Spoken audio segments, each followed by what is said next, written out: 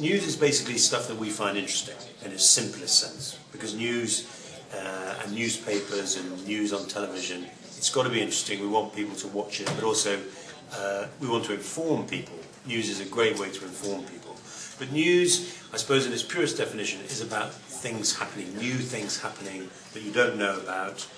It's about breaking those stories, explaining them to people, trying to set them in context and show how they're relevant to your life and to everyone else's lives. And then in the course of a news story, as it develops and matures, we then will follow it and show how that progress elapses over time. And you see a news story come to its end in every way as another news story and other news stories take their place. So it's a constantly evolving process, like a conveyor belt. And of course, in the modern world we live in now with internet and 24-hour news channels, that process is going on faster than ever before. News stories coming at us from all over the globe, 24 hours a day, 365 days a year. And the job of good editors, good newspapers, good television news programs, is knowing which stories to pluck down from that conveyor belt and to make, to devote a lot of time to and to show in detail. So, you know, for example, a story that might play very big in Britain might not be one that would play in the same way in, for example, India. So that's part of what we do.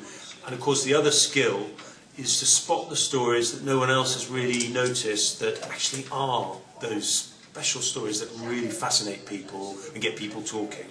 And of course the other thing about news is that news can be made by journalists. So newspapers, again, investigative television reporters, can go and investigate, can go and create news by actually assembling facts, assembling situations to understand what's going on, and from that create a news story. So there's a whole range of things.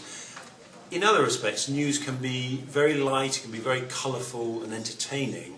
For example, showbiz news, that sort of thing. So it's not always about catastrophic events or massive political developments. There's a wide range of news going right down to very soft colour things, photographic-based stuff, celebrity news, as I mentioned. You know, so it's a mixed menu.